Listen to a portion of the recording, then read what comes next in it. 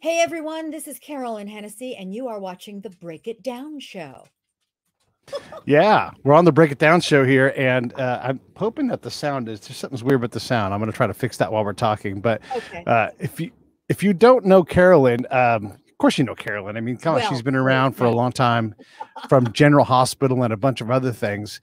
But Carolyn, I thought what we might start off with is when you've been in the industry as long as you have, has COVID and all the challenges, has that been the hardest part of everything? I mean, you're established, you're not worried about day jobs and all that stuff, but oh, how has that been for you? I mean, worried about day jobs.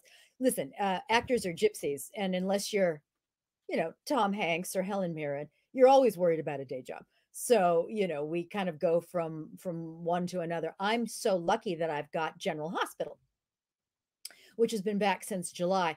The protocols that we have to follow are extraordinary, and I don't think to date we've had one positive test. I could be wrong, but since July. So, we're safe and sane, but we've been working. So I'm so grateful for that. Um, no, COVID has not been the hardest thing I've ever had to deal with. No, finding a job that can be in any day and age, but especially for a woman of a certain age, it can be challenging, shall we say. So that's what's happening.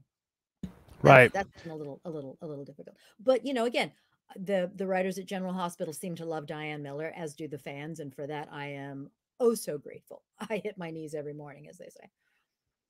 When you were starting out, when did you realize this is actually going to work for you? You are going to be able to build a career out of this, because I mean, it's got to be tense where you're like, I mean, you got worried about contracts and making everybody happy. When did you like get over the hump where you're like, I've got this. I'm no longer worried about that problem. I'll go find a new problem. Well, here's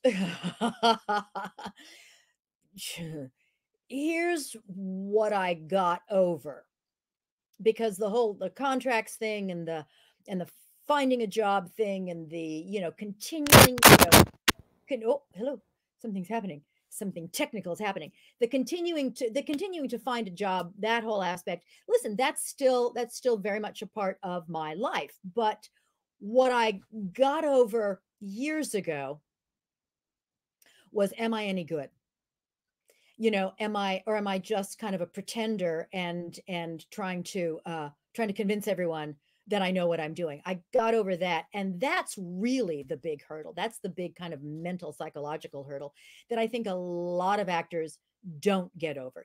Am I supposed to be here? I'm standing in the spotlight, but you know I'm nobody knows that, and hopefully nobody knows that I don't think I'm any good.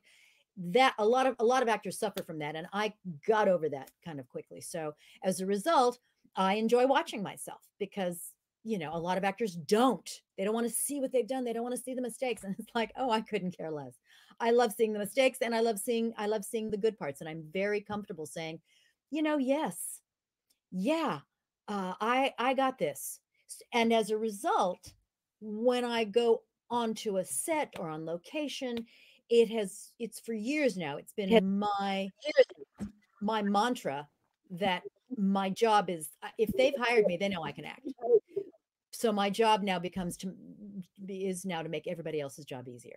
That's my mantra in life, and on any sort of set or location that I'm on. That's my mantra in life. How can I make your job easier?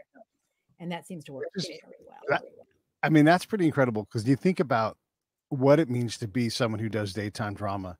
You know, I've had a number of people on, people who've dabbled in the industry. I mean, we had Lorenzo Lamas on. He was one who's like, oh my God, it is so much work, so many lines of dialogue, so like it's so fast paced and just relentless. I mean, it's a completely different form of acting Oh, that, I mean, oh, can you imagine? Yeah, yeah. well, here's the thing. It all has to come from a place of authenticity, truth, to be kind of trite about it. And you have to come from that place of truth. Okay. Once you figured out that, you got it. So you can go from daytime drama to primetime drama to procedurals, which are very difficult, to the stage, to Mm. film. once you kind of tap into that authenticity within yourself, and you don't try to steal somebody else's authenticity, because that's never going to work, because it's not yours. So once you tap into your own, and you realize that it's yours to own, you can own it, then things become a little easier psychologically. Okay. But yes, in terms of the nuts and bolts of it, the lines, oh yeah, the speed at which we move, the lack of acting direction, artistic direction. It's, you know, you stand there, you say it, you move over there, you say that, you sit down here, you say that. And so then it really becomes, and if you're lucky, you will get a director, like somebody like Fido Xavier, who is one of the great directors on General Hospital. So some of the others have been fantastic. And they'll say, well, I think what Diane's doing here is she's doing this. You're lucky if you get that, because they don't have time. So that's why they're very careful in casting, and they cast people who they know can deliver and make it. It's my job to make anything that is a little off work. That's my job. That's one of my, that's my other job. I'll sit and I just say, you know what? You want me to move over there? I don't know why I'm moving over there. I will make it work. Period. Right. And that's that's also kind of the fun challenge of it, and putting that piece together and thinking outside of this box and going, well, why would Diane move over there? Let's figure it out. So, you know, there's always a solution to every problem.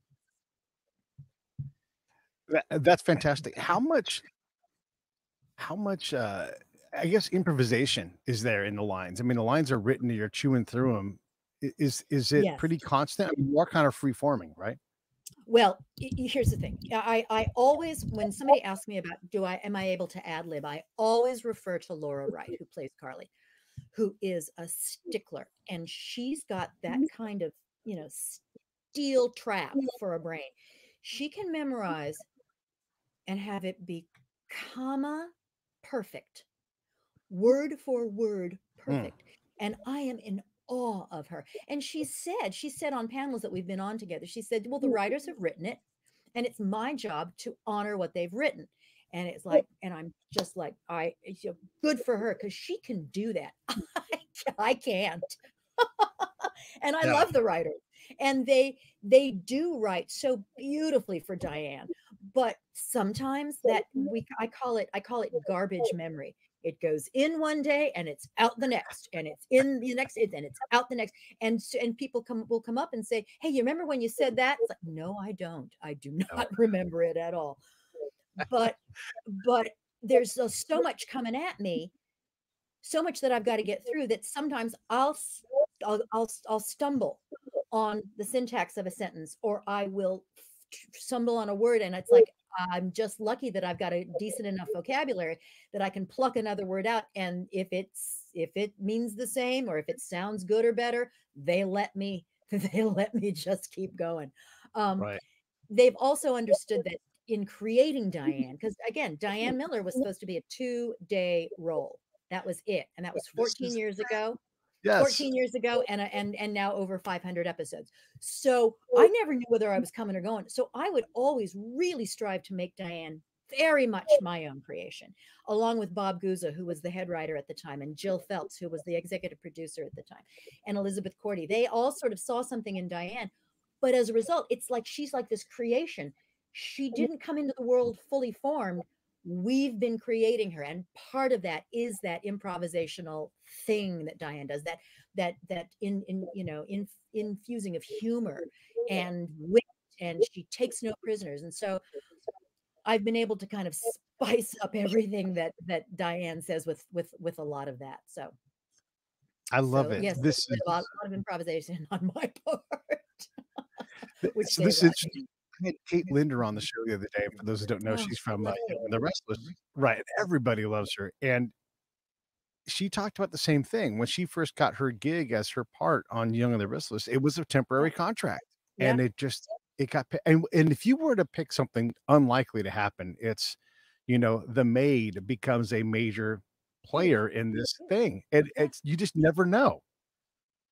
You don't. In fact, I think it was last year, on her Emmy reel, Kate's character, Esther's long lost daughter is revealed.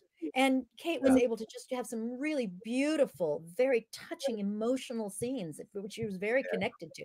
And it was like, yeah, you don't, those are usually ancillary characters that are in the background that come in maybe once or twice a month, and they have a line, and they, like the housekeeper in the Quartermain mansion. She was, but she was also, fans knew her, fans related to her. And her role got slightly larger. I don't think she was ever a series regular. I don't think she was ever like a main principal performer. But Alice the Quartermain maid, she created that role for herself, and as a result, I think it was written in that Edgar Quartermain left everything to her, which is, I think, hilarious.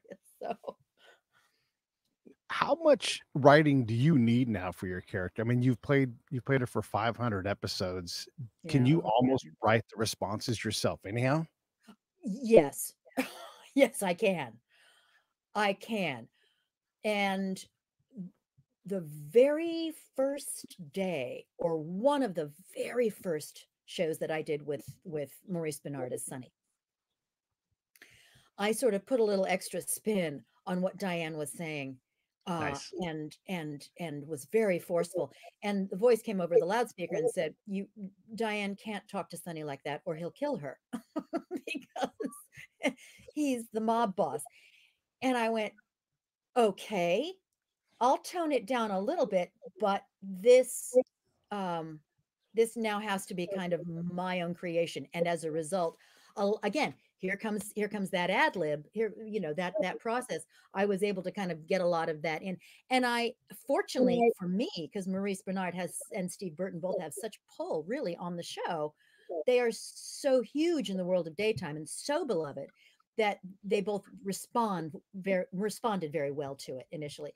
So yeah, they also helped me create up here Diane Miller. So yeah, I can pretty much either tell you what Diane's going to say and look, oh, there it is. When I get my script, it's like, there it is. Or I can kind of come up with it in the moment, and it works. But yeah, and the writers know it too. That's the really exciting thing. The writers know Diane. Right. So I look on the page and I just go, that's exactly what I would say. Or I may say it like this, and that's what I'll pitch, when we're, when we're rehearsing it, the one time we get to rehearse it, and usually it flies. So how many takes are you guys doing day to day? I mean, is everything one take? Oh, if they can get it in one take, absolutely. More often than it's interesting. More often than not, we can't. Something technical will go wrong, but it's not usually the actors. It's something in the booth or somebody who I don't know what it is. Right. But the actors pretty much are spot on. They're bringing their A game to every take, and if we can get it in one, we do. And then how long does it take to build that acting muscle, to do that, to maintain that pace, to not get burned out? I mean, people must get burned out and take off, but how long does that take? Well, don't forget, we have a lot of dark weeks now. And so people are able to go on vacation. They're able to do other projects. They're able to kind of exercise different muscles. For me, again, we're talking about the garbage memory muscle. It's the in and out, in and out, in and out. And it's not like rehearsing for a play. I've done certain Shakespeare plays, and the lines will never leave me because it's constant repetition. This is, you look at it, you've got it, out it comes, and then it goes, and then it goes. And that muscle, it took like a few months to build that up, but I don't think anybody knew that it wasn't fully exercised, fully built up. I hope, and Right. until you build it up, you got to fake it. You got to fake it till you make it. You know what I mean? Yeah. No, otherwise you're gone. Well, but there's a way to do that where you're preparing, you're doing everything you need to do. And if you are given some allowance, because everybody's like, well, she's only been here 3 weeks, like Right. there's some allowance for that. and Right, ability right. to work. And maybe someone covers for you, like, oh, I That's dropped the yes, bucket. yeah, Sorry. I mean, yeah. That's where enthusiasm comes in. That's where mm, it's like, I love being here. Can you yes, tell? And it's true, yeah, and so they'll make allowances. If they ever have to make allowances, allowances are always made for great attitude. mm, You okay, know what I mean? yep, If you just know, if they know that you love being there, you're so appreciative. You know that so many people aren't working and who should be working, and you are one of the incredibly fortunate. And if they sense that from you, they'll make allowances for any gaffes for a long time. I want to ask this question delicately because it's important that I be respectful. One of the things about soaps is that cast members can stay on for decades and decades and grow from being a young person to a seasoned person. And that means that their abilities evolve in some way. Maybe they get better in some ways. Maybe their memory isn't as good anymore. How does the family, the production family, how do you all deal with that as someone like you don't want to go to your mom and say, "Hey, I have to take the keys from you because you no longer can drive," right? But maybe they can still act. Maybe they can still do things. But how do you guys deal with someone as their skills evolve in a way that makes it more challenging to get them on the set every day, but they can absolutely still do the job? Um, as somebody who's not on the production end of it, Right. I cannot answer that from that perspective. Okay. I can only say what I've seen, and that is, yes, you keep them. You of course you keep them. They're family, Right. and they are very often more family to our multitudes of fans and viewers than their own biological families are. So of course you want to keep Lila Quartermain. Of course you want to keep, Edward Quartermain. I think I said Edgar Quartermain before. It's been so long since I've actually heard the name Edward Quartermain that I misspoke and said Edgar. Yeah. It's not. It's Edward, I think. Anyway, Yeah. of course you want to keep, the Quartermain patriarch there. So what I notice is that it gets kind of limited. Listen, Mhm. um oh, for heaven's sakes, the beautiful woman who played Lila Quartermain, and whose name just escapes me. She was in Whatever Happened to Baby Jane. She played the neighbor. So anyway, if someone will tell you. Yeah. Um, she ended up not being able to walk, but Lila was in a wheelchair and they incorporated it. So you incorporate, the writers are so smart. They're very wise, and they will incorporate um until you whatever issues might be going on, they'll make it part of it because these are supposed to be, and they are real people, Real and life. real people end up in wheelchairs sometimes. Real people are sometimes lose their memory. We just did a huge thing with Max Gale as Sonny's father, Mike. Max is not losing his memory. Right. Max is sharp as a tack, but he's playing Mike, who it was suffering from Alzheimer's and won an Emmy for it because these are real people dealing with real issues. And it was a great teaching moment for the world. You know, how do you handle that with grace and love? Right. So in terms of the actual actors, they work around, and they play to their strengths, and they allow the actors to play to their strengths, and they try and minimize whatever issues. At least that's what I've seen. That's what I personally have seen. What goes on the fifth floor, over at the Prospect Studios, that's the realm of the gods. Right. I'm not The allowed voice in from there, above. She would never say that. Yes. Okay. And I'm glad we covered that because these are the things that I think about because it's such a fantastic element within the industry is you can hold on to this role and have it create security and comfort and artistic expression, for decades. And it's fantastic to be able to stay in a role because that's not how pretty much the rest of the industry works. No, no, no, Age no. or you break a leg and it's like, hey, sorry, and then they forget about but in the daytime drama world, you literally can have these things happen where you are like, yeah, so and so has Alzheimer's and we're going to continue to employ them and they're continue and that's going to be part of It's incredible. Yeah.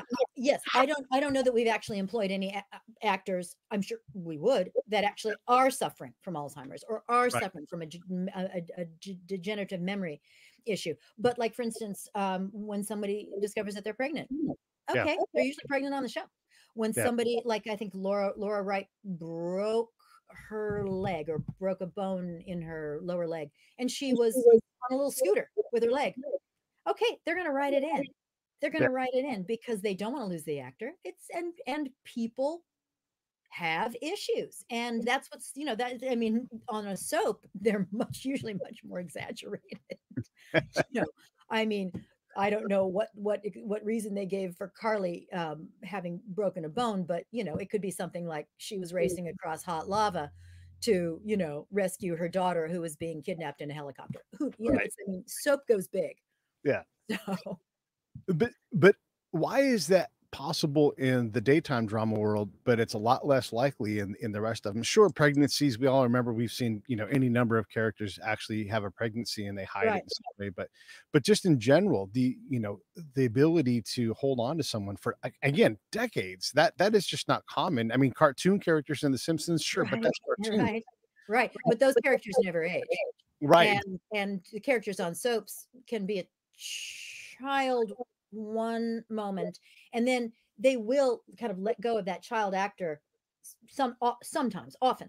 And Right. then in the next episode, that actor is aged 5 years with you know, that character is aged 5 years with a new actor. Sometimes they will let it ride. Like Mm, Robin Scorpio, who I believe was Robert Scorpio's daughter, I think. mm. See, there are hundreds of characters on this canvas, and they've come and gone. But I mean, we got to see her grow up from a little girl and mature into a young woman. Um, Steve Burton. Steve Burton started out, I think, as a teen on Right. the show, and is now, you know, one of the stars and one of the best actors in daytime. So, yeah, you know what? I totally forgot your question. I have to Uh, admit to that. Hello. Well, but let me change gears a little bit here too, because I Okay. want to Okay, ask good. you I want to ask you about well, the thing I was talking about before was Yes. like, you know, it's interesting that that part of the industry doesn't Oh, mind aging and evolving and right. And why can we go big? Why can we go big? I think we have to go big and try to make it real, because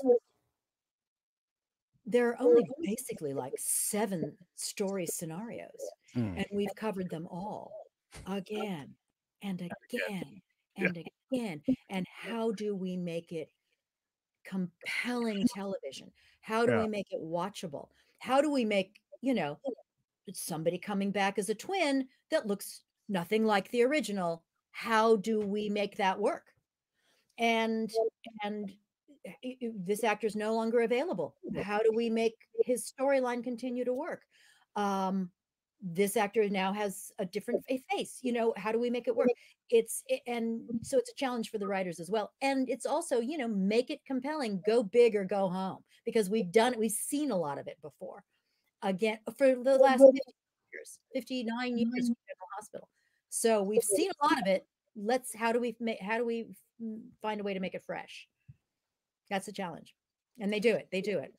yeah, Sometimes it's a little incredible. You know, someone's possessed by Satan.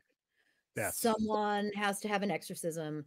Someone, you know, had all their organs harvested, and they're back on the show.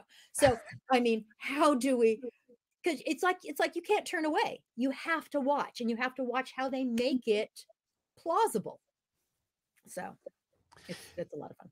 Okay, You changing gears. What were you gonna say? you come from a family of people in show business. There are Oscars and Emmys and all these things, and as you're growing up, I mean, that's like, that's the normal path for you. That's not normal for somebody who lives in, you know, Jasper, Indiana or something, but you're you're from a town and a community where this is norms, right?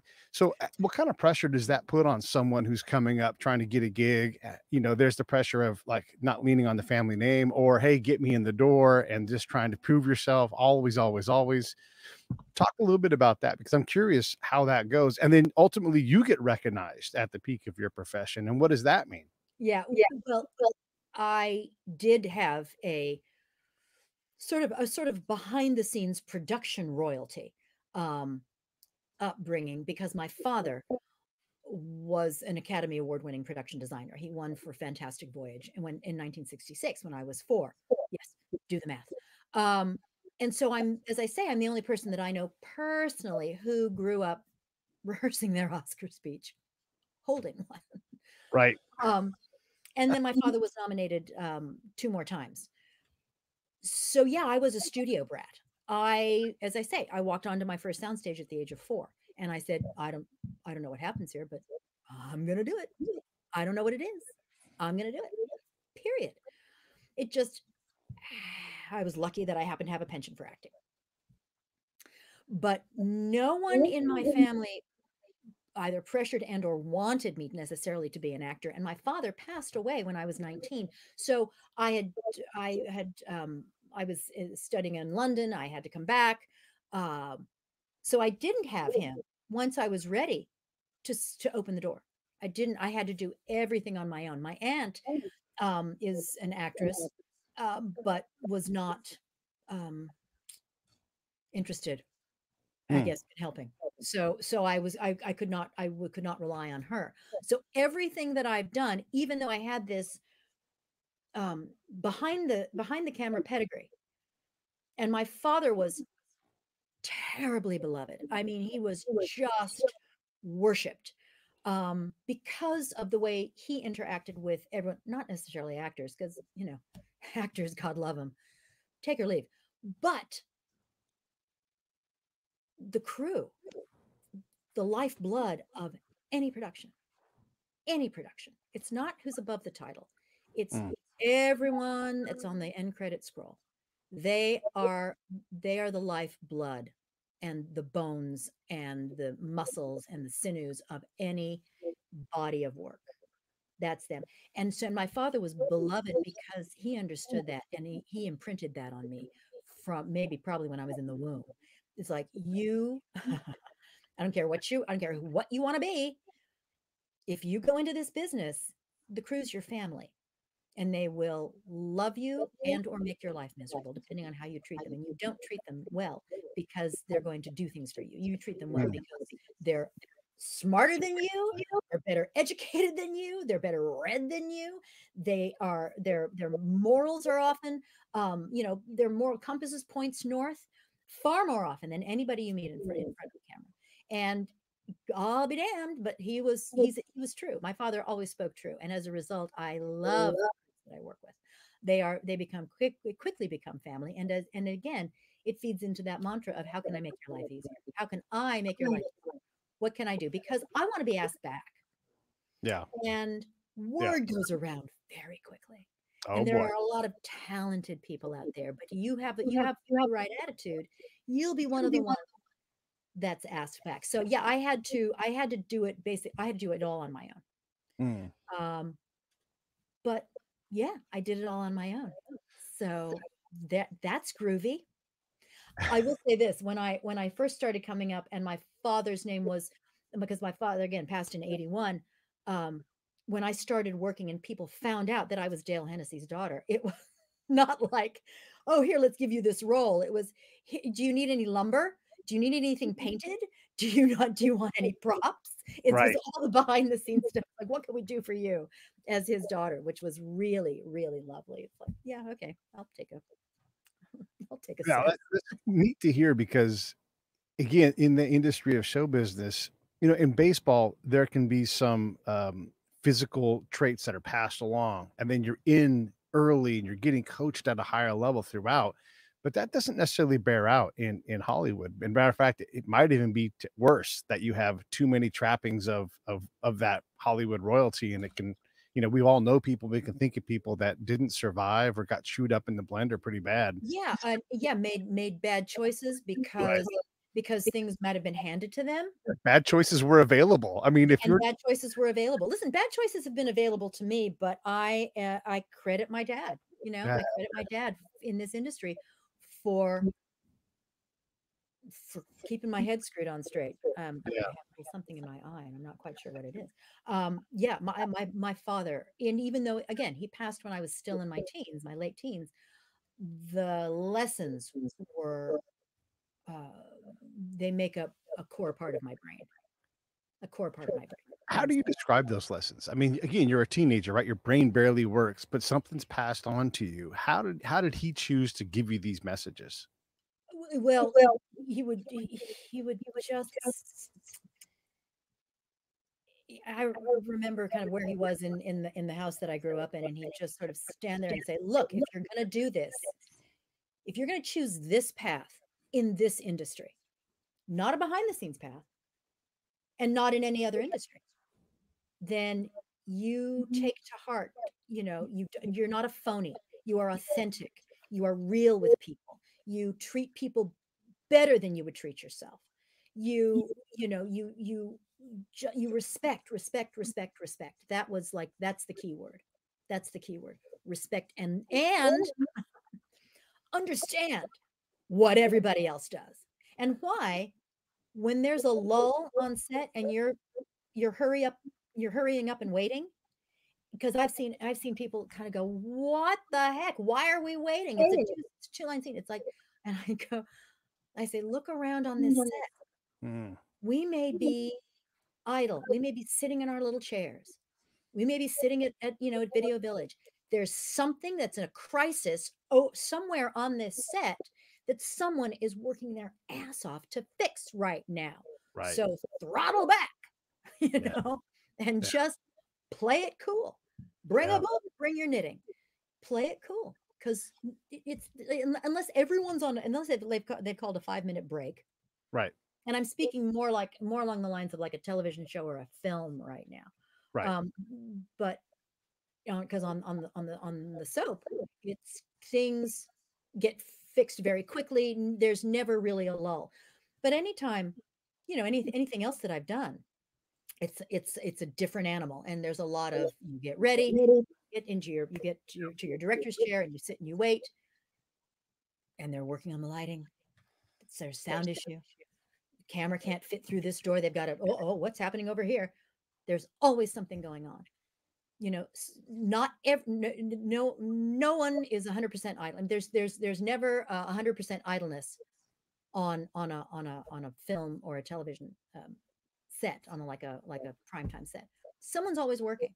Someone's always trying to fix the problem. So that's why I have very little patience for people who are impatient. Yeah. Well, I think there's a seasoning in that too. I mean, I'm a military guy, and hurry up and wait, like that's things we do. And when you're doing like movement, travel from like say a combat zone all the way to home, it only can go as fast as it can go. No one's trying to delay you. No one, like there's a problem, especially like, and this is, I think you'll appreciate this, Carolyn. It's like, if I'm going to fly somewhere, commercial or military or whatever, and the plane is broken, I am no longer in a hurry. Like, please. That's right, exactly. You fix it. If we got to cancel, I'm okay with that. Yeah. I'm not going to get on that plane. Right. I'll make do right here. Yeah. I'll go to Starbucks and get some coffee. Yeah, exactly. Do what you need to do. Do what you need to do. And again, it's I'm not calling those shots. I'm not saying I'm not going to get on this set until this lighting is fantastic. I trust that the lighting people know exactly what they're doing, and they'll see. If it's not great, and guess what? I'm going to wait because I'd like to look as good as possible. But that's seasoning also, right? Like, you've got a job, and if you stick within your job, then you don't have to worry about lighting. You don't have to worry about writing. Someone else does that. Now, do you have times when you have to overlap and work something out? Sure. Oh, absolutely. Yeah, absolutely. In fact, and if like, for instance, on the soap, if somebody has written something and they literally have the gender wrong, or they're not honoring what has already been established, like for Sunny or for Carly, but especially for Diane, I can say, look, this line won't work because of this back here. And they go, oh, yes, oh, absolutely. You know, let us fix that. And the best directors are always the ones that you can go up and say, let me pitch you something. I'm going to pitch. I'm not going to do it. I'm not just going to say it. I mean, very rarely do we do that. We usually will like, you know, pitch something in a rehearsal. But more often than not, I will say, I'm going to pitch you something. You tell me if you don't like it. You tell me if it's not going to work. You don't even need to tell me why it's not going to work. You're the director. It's your vision. I am here to bring your vision to life. So I'm just going to pitch it. You don't like it? I'm done. I'm not, I won't argue. And more often than not, because they enjoy smart actors, they will say, oh, that's fantastic. I love it.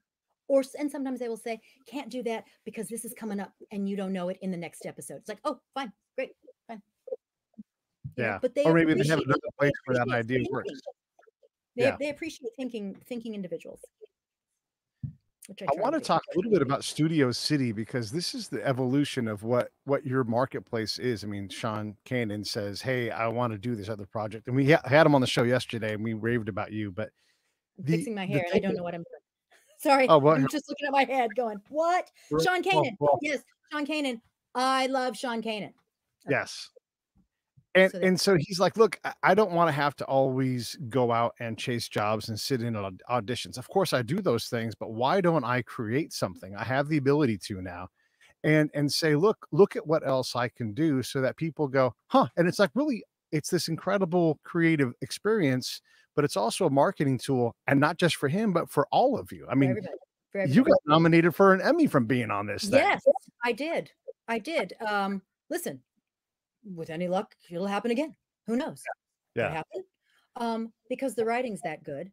And Timothy Woodward Jr., who is our director and I think also one of the producers, he's tremendous to pitch to. It's like, Timothy, here's an opportunity for my character coming through me to talk about, as the executive producer, to talk about what I think is the greatest mantra that someone should have in show business. And that is, there's a particular scene, I think it's episode 6 or 7 of the new edition, the new set of shows that comprise the entire first season, the back half. And I'm speaking to this actress who says, you know, I really work hard. And I want a better storyline. And I just stop everything. And I say, really? You know, craft service, where are you? And someone will say craft service. And I say, he works hard. Where's the lighting guy? He works hard. Yeah. This person works hard. You don't work hard. They work harder in a day than you will in a year. So again, that was lovely to be able to say, as Gloria, which I think is an homage to Gloria Monty, to be able to say in Studio City, to be able to kind of pitch that and say, listen, this is what I would love to say. I'm so sorry. There seems to be something that is delighting being in my eye, and so, you know, I'm just going to have to battle that. You battle away. Studio City, Sean did it. He did it. And it was 2 years, I think, in the making, probably longer now that I think about it. He got his dream cast together. He got great writers. He filmed this sucker in, like, you know, a week. The first half of the first season. The second half of the first season, I think, was filmed also in something less than a week. And we were able to have great, wonderful free reign with our characters, as long as we kind of adhered to basic plot points.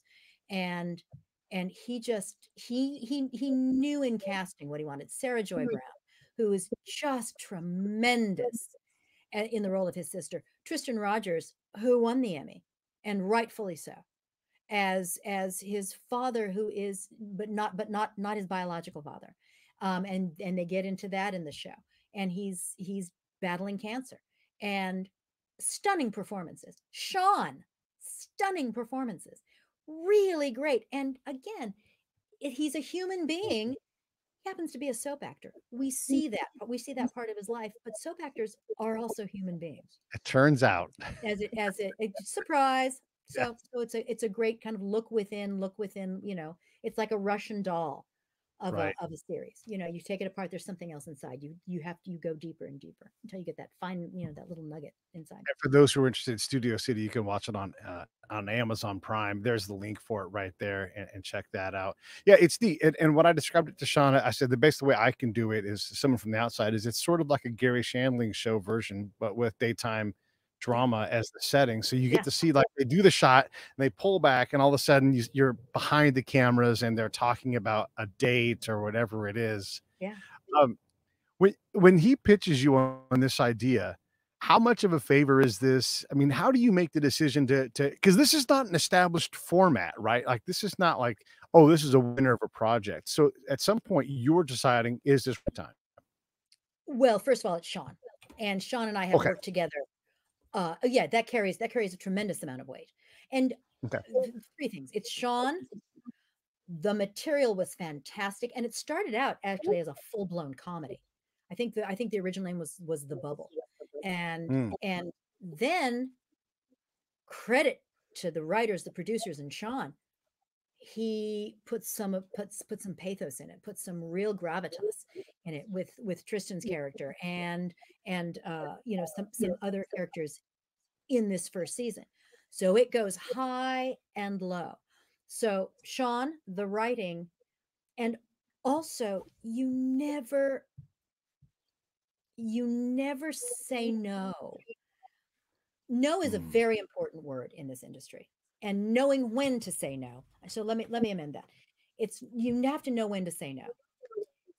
Yeah, but you also never know that sometimes by saying yes, you get you get goodies. You get a series. You never know where something's going to lead you. So by opening yourself up to all of these incredible opportunities that come your way, you never know where something's going to lead. Most of the time, they lead nowhere. That's fine. That's fine. You got something else under your belt. You had a new and different experience. You made some new contacts. You made some new friends. You helped out. You know, you increased your karmic, you know, your karma points. You worked off some karmic debt. Who knows? Whatever it is.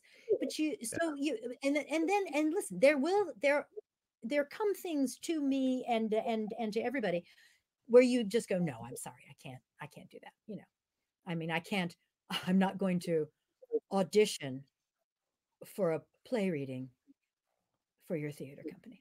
It's like because what that says to me is, and it's not me being super duper arrogant. It's just what's going to be the best use of my time. I don't, and if you don't know my body of work, because the body of work also has to be respected by Yeah. somebody who's going to want to employ me. And if you don't know the body of work and the range, and if you haven't done your research, Yeah. then you know, why should I come and work for you? Why should I come and work with you? Listen, Steven Spielberg wants me to do a reading, then I'm there. Different But story. you know what I mean? It's like it's Yeah. as you progress, as you kind of get more under your belt, your cachet is worth more. Your name is worth more, and that has to be honored as well. So there have to be a lot of things in play to say no, and a lot of things in play to say yes. But usually I say yes more often than not. I still do. I always have. Because it's fun. Working is fun. Working is joy. What So kind yeah. of projects do you want to have drop on your lap? I mean, you get asked, you're going to say yes. And by the way, I get that audition thing. You know, you've reached a point in your career where people know what you are now if they've done their work, and Yeah. if they want you, not just 25 versions of you and which Right. one's going to come through, right? Right. Right. Because I'm still, you know, give me somebody, what is it? What is it? Get me someone like Carolyn Hennesy, get me Oh, Carolyn yes. Hennesy, Carolyn Yeah. Hennesy type. You know, that get me a young Carolyn Hennesy. What? What? So yeah, and again, once again, I forgot the question because I went off on my No, own just tangent. the question, and I reiterated on your point about auditioning, like, Yeah, you yeah, reach a point in your career where you are a known commodity, and yeah, again, I and that love has yeah, and you you're respecting yourself Yeah. and what you've gone through. And by you, I mean me. I mean like the general you. Yeah. How hard I had to work to get even to where I am, which is hopefully not where I will be next year, next Yeah. month, 5 years from Yeah. now. But where I am now required a boatload of work. Yeah. And that has to be honored as well. And I do have to say, you know what? I can't do that, or I'm going to pass on that with love. Pass. Thank you so much. But The again, for me, I normally say yes. and this is an important thing, and we'll get off this in a second here, but the same thing applies, right? For what I do, someone will want to question me, and I'm like, well, I've got a website with 1,000 episodes, and I've talked to people that have won Emmys, won Grammys. My musicians have sold over 1.7 billion albums. So it's okay, you know, like I've done the, and I don't mind, Yeah, but if someone doesn't know someone else at this point in our technological advancement, right. they're lazy. They're Yeah. lazy. Yeah. Yeah. There's a problem there. I Or wanted they're, to or ask, they're like me and technologically challenged. but that's a different thing. That's a different Yes. thing. You can say, Like I I heard, want to do it. I want to research somebody. I just don't know what buttons to push. Oh, I pushed that button and my yeah. entire bank account just disappeared. What? Yeah, that's me. That's Well, me. and also you do a very specific thing, you know, and I know a lot of actors who struggle, and I'm not saying this is true for you, but I know a lot of actors who are so brilliant in their ability to pull off an emotion. And like, you know, when you sit in front of someone who does this, they have this like this laser beam of power that hits you. And you're like, hey, I'm just a guy who's talking to you across your kitchen table. You know, you can turn down the thing, but they can't, because that's what they do.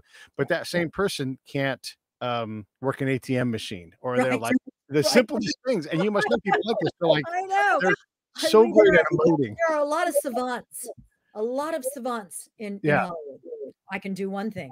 I like to wear many hats, and I do remember this question.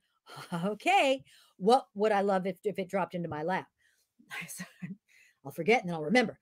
I would love something.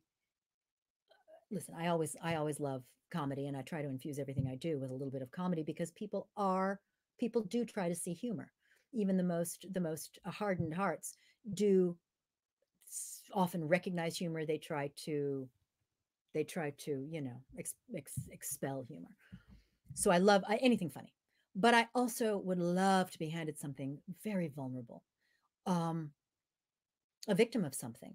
I mean, a true victim of something awful, that she has to kind of claw her way back, physically, psychologically, mentally, emotionally. That's there's gold in them thar hills, and I would love to mine that. I would love. I've written a series of children's novels, the Pandora series, and I should have one to hold up and show you, but I don't. Self promotion. Oy. But there's a whole pitch that I've been working with some producers, and we're going out, and I would love to see that actually made into a live action series, with me in it. That I would love to have dropped in my lap, because it's the subject matter. It's ripe for the time. Yeah. It's girls to the front. It's girl power. It's very diverse. It's, so I would love to see that. I would love to see someone say, oh yeah, oh, we get this, and this is perfect for this day and age. It's like sort of timeless tales. I'd love to have the Pandora series picked up. Yeah, but something vulnerable, really vulnerable, something utterly lacking in humor. Where do you go with that? I did actually a film called Saint Agatha, directed by Darren Bousman of the Saw franchise fame. I think it was Saw 2, 3, and 4. And so, very, very gory, bloody. It was my first leading role in a horror film. It was tremendously fun, but a humorless character. Humorless. So that was fascinating. It was really fun to play. Very dark. How does the actress come back from that? That was also a lot of fun. But yeah, something very vulnerable. Is there a role out there that you'd like to do that you're like, I don't know if I could pull that off though, but I'd love to. Like I'm about to do this thing with some friends of mine that do isolation music videos, right? So I'll sing and strum and play. And I'm not a musician. I can play a little bit, I can sing a little bit, but they're like, do it with us, right? And I'm like, okay, that's a really good stretch for me. And we'll Yeah. see if we pull it off or not. But is there something like that where you're like, "Ugh, I would love to try this, but you know, it might be I've just a little bit too I've always said that there's a there's a role. I'm a little too I think I've aged out of it now, unless everybody far." ages up with me. But the quintessential role that I'm talking about is a film that you would only find on Turner Classic Movies. It's called The Barretts of Wimpole Street, Hmm. and Norma Shearer plays Emily Barrett, who becomes Emily Barrett Browning. And this is the story of her meeting Robert Browning and these great, great poets and writers. And Charles Lawton plays her father, and she's damn near consumptive, you know, in this. She's on a fainting couch, and she's always kind of the bottom of her dress is always covered with a blanket, and she's you know she's very delicate and frail. Or is she? She's got she's got a steel rod for a spine, and everyone comes to her and everyone's sort of flitting about her, and she's this hub of gentility, vulnerability, um, love, caring, sweet, sweet, sweet. And that is something, because I have angles and I'm, you know, I'm sharp, and I've built a career on that. She's not there's not a great deal of humor, but she's just overflowing with love and kindness. And she defies her father, again played by Charles Lawton, who in one of the great roles. Oh, it's so beyond creepy and awful. But she defies him, and how she does it, and how she escapes. So if anybody wants to see what I would have loved to have done, Hmm. go watch Norma Shearer in The Barretts of Wimpole Street. And it's also a brilliant film. It's a brilliant classic film. It's one of my top 10. So it's that. I It's wanted kind to of ask you too. I had Don Most on the show, and I was asking him, like, "What's next? Like, how long do you want to continue to do this?" And you know, look, I'm just a little bit younger than you, but I look forward to the future, and I'm like, man, 20 years from now, I'm going to be a completely different person. And we don't know how fast we're going to age. Some people go to a certain point and then they fall off the cliff, and then right, they're no longer capable. But right, right. how do you look at? I mean, and especially in such a rugged place for people who are trying to work as we all get older. And if you don't want to talk about this, we can skip it. But No, no, no, no, no, no, no. I want to. They're. I would like to drop dead on stage. love it. I want to drop Yes. dead on stage. It's as simple as that. And I want to go out having just made them laugh. Yeah.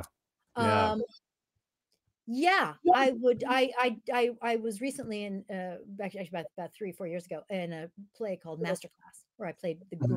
great diva Maria Callas, and that was a seminal experience for me. And I said, if I drop dead playing this role on stage, I've done it. I've kind of hit. Terrence McNally's play was just so extraordinary, and it was a joy to play down here at the Garry Marshal Theatre. But Oh, I want to be acting till they put me in the ground. yeah. Good. Simple as Good. that. I mean, when you are so convinced of something at the age of 4, like I was, that doesn't leave you. The fire in the belly never goes out. At least Right. I do not envision it going out. And I'm pretty good at predicting certain things about my future. And that is something that I want to leave them laughing. I love That it. fast. Just I want to go. I don't want to see it coming.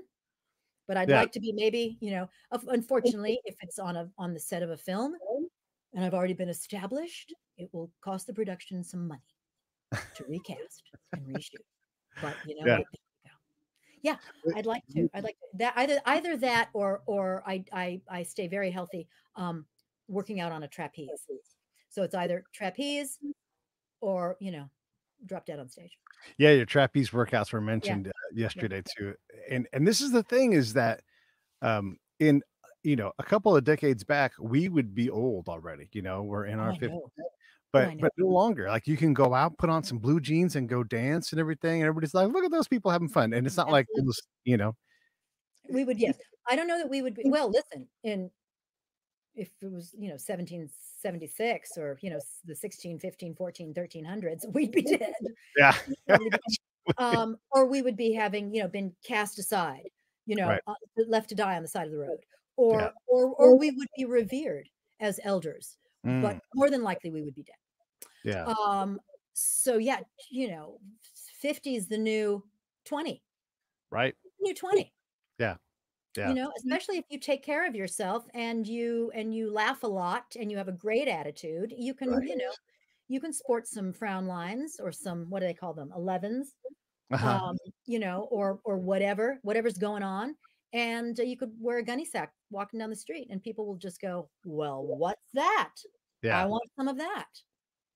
It's all what you give out, and you're in complete control of that every day. And life may have done a number on your head and it might not have been good, but you're in control. After a certain point, you're in control and you can just say, enough, and you give out with the good stuff. And that's it's like a beacon. It's a lighthouse for people. So I want to also ask you about your charitable stuff. Obviously, you've got a pretty, and Kate Linder too. Goodness gracious, you ladies are so busy with charity. Talk a little bit about the things that you're passionate about, so we can make sure we acknowledge that. And hopefully, yes, I'm an ambassador for American Humane, the oldest humane association in the country. Both animals and children started out. And so if you find some quarters in your couch, donate, please, because the work they do is spectacular.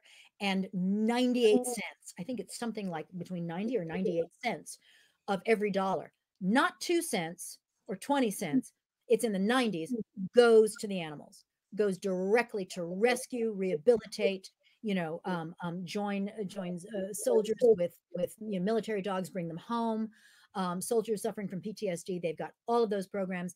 They've got Humane Heartland. So it's like, if you're a meat eater and you would like to eat, locally sourced, but also humanely raised and slaughtered beef, go on their website. They've got, and they are the, no animals were harmed in the making of this production. That's so American Humane, the tentacles are beautiful and brightly colored and long. So please donate to that octopus. I'm also an ambassador for my local zoo, the Los Angeles Zoo and Botanical Gardens. And again, what they are doing, spectacular work. And as an animal advocate, not an activist, and there's a big difference, I understand the importance, certainly these days, of modern, that's the key word, zoos and aquariums, because we've run out of space, we're killing species, and these are the last arcs of preservation. So the Los Angeles Zoo and Botanical Gardens, for those are the two big ones for me. I also donate to Lek Chailart's Elephant Nature Park in Chiang Mai, right outside of Chiang Mai in Thailand. But for anyone who's at all interested in donating to what I love, find your local shelter. Donate your blankets. If you're going to Costco, buy an extra flat of dog food, or split yours up and donate a can or two to your local shelter. Blankets, chew toys. If you're buying a toy for your animal, just pick up something cheap, pick up a bag of treats and take it to your local shelter. And or your local zoo. And if your local zoo does not meet approved accredited standards, look them up. They're really cool. They're on the American Humane website or the Association of Zoos and Aquariums, AZA or ZAA.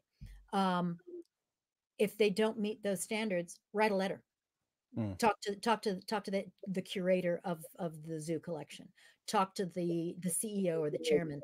Go find somebody to talk to and say, I want these changes made. I want these changes made, and then I will be able to tout my home zoo as a great place to go. But I want to see that. I want to see this. That beaver enclosure is not right. That elephant enclosure, I want to see elephant enrichment happening. I want that program in, because if enough people do that, people will listen. Yeah. So it's all about the animals. It's what's best for them. And that's why I have a friend who's who's keeping their dog alive for them. And I just am losing my shit. And I say, you have to always think about what's in the best interest of the animal. What's in the best interest of the animal. And it's tough, but you got to let go. Got to let go, make room in your heart for something else. So animals, and our returning vets, and our men and women who do, and that also includes police officers. So sure. Anyone in my life who is doing what I couldn't do in a million years, who is keeping me safe, who is protecting our borders, protecting the freedoms that we have in this country, who is putting their life on the line every single day, because that's the ultimate respect. That is the ultimate respect. So I also, veteran programs, and you get the best of both worlds when you join a vet with a, returning military dog. Yeah. That's great. That's great. My brother's going to get a service dog soon too, and you're right. It's all through the charities, and it makes it possible. I also wanted to add too, if you are, for the viewers, if you're watching and you're like, I've been meaning to do this, all you've got to do is buy a Charity on Top gift card and give it to someone who does charity stuff, and then they will donate it to whatever charity they want. It's like a gift card, but it's for charity, and there's no more profitable way for the charity to receive money than this way, because it comes in a big wad of cash, and you can cover the transaction fee is like standard credit card transaction fee. It's super low. So you can do some research. Do some research though, because for instance, I personally would not support PETA. No, and I'm not saying this isn't that. So I buy a gift card and then I give it to you, and then you give it to whatever charity you want. But the people that you're giving those cards to, yes, do your research. Yes, do your research. Make sure that you are giving to an organization that actually does what they say they're going to do, that is not encumbered with slush funds or lawyers or big marketing campaigns. Right. And actually the money goes to the cause that's important to you. Yeah. That it actually affects the cause that's important to you. It's not paying overhead. So, hey, I don't want to keep you any longer, but is there any question I should have asked you? Is there anything that we should have talked about? No, we talked about Pandora, the book series. Go buy the book series. Pandora Gets Jealous. That's the first title. We talked a little bit about the trapeze. Yes. Studio City. All love to Sean Kanan. Soaps. God bless General Hospital. God bless the fans. God bless the fans. Let's see. Life in the time of COVID. No, I think we're good. If we can do it again, I'd love to do it again. Oh, for sure. We'll talk off mic here in a second. I love it. Give me 1 sec to wrap this thing up. Stand by. Okay. Hey, thanks for watching the show. I really appreciate it. Right here, you can subscribe. Please do that. It makes the show grow. Hit that notification bell so you know which incredible guest is coming up next. Down below is the PayPal link. You can put a small subscription in. That is an enormous help. All that money goes right back into the show. And then right up over here are the next episodes you should listen to, curated by yours truly. Thank you so much